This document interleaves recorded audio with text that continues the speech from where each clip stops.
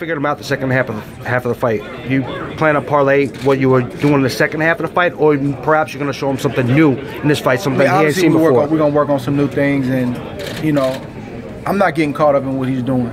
You know, I'm the same guy that I was the first fight, and the same guy that I was my whole career. You know, I'm going to stand firm. The last thing I said before, you know, the week of the fight, before the fight, was I said, I'm not going to take no mess. And that meant outside the ring and inside the ring. And that's why I tell the young guys that I mentor, like, look, man, all that talk, and we get face to face and you're not saying nothing. So there's perception that you want it and your awards running it, but then there's reality. This is reality. And June 17th is reality. Can you elaborate on cracking the code, which James Prince said? I mean, you know,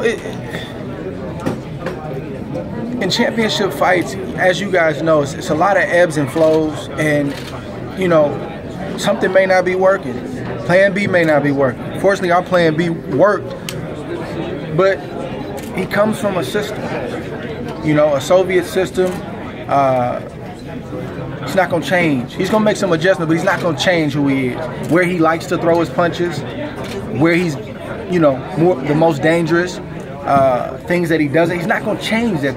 That's ingrained in who he is. Do you feel that now, you're the one that mentioned the Russia system, do you feel that over the course of time, the way that two nations are going at it head-to-head, do you think that this is going to play into maybe that type of fight as well? I mean, it's hard to not make the correlation, you know, and you know, my manager, you know, he alluded to it the first time, and, you know, he's alluding to it again. I think it's just a natural course of things, and but politically, man, I try to stay away from that. But I mean, definitely some correlation. Let's talk about the knockdown. What you alluded to on the podium that the knockdown actually helped you. How did it help you? Can you explain? And can you also talk about Kovalev's power? I mean, obviously, that's not what we want to be. So let me preface anything I say with that. Like, that's not what we want to be, and that's not where I feel like we should be. But in a weird way, and only a fighter will probably understand this, like to be able to go through that in the biggest moment and then find a way, it took me to another level. And I think that, you know, I think he's got good, strong, sharp punches, but it was nothing I hadn't felt before. Was there a moment in the fight where you felt it turning around after the knockdown? Was it the 4th round, 5th round, a specific moment, a specific punch? Not necessarily. It was just kind of like a momentum? Totality of things that were happening. You know, he's strong early. He's strong early, and he's gonna fade every time. He's not gonna change. Talk about the body. Hold on real quick, bro. He's got some bad habits outside the ring that he's had for a long time, and I'll never speak on it. That's his personal life, but that's stuff that I know about. He's been able to get away with certain things because of the power and the reputation. So he'll train, but are you training the way you're supposed to? Now he'll go and he'll probably train harder than he's ever trained, but I've trained like that my whole career. I've got 23 years of grinding to the maximum, and you may do it for the next 8-10 weeks, but is that enough? I don't think that pump is gonna get where it's supposed to get in the next 8 weeks. And apparently that intimidation aim is not working with you. I don't play them games.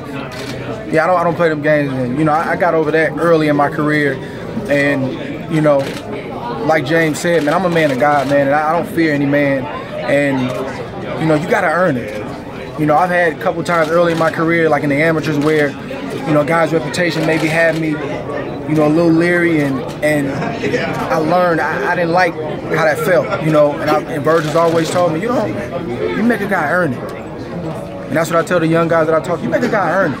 You know, you respect him. It's a healthy balance. I respect him. That's what's going to cause me to get ready and be mentally where I need to be.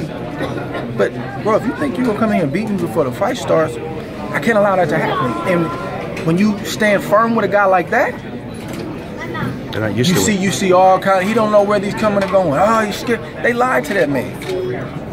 They lied to him. They told him I didn't want the fight. They've got him convinced that somebody's afraid.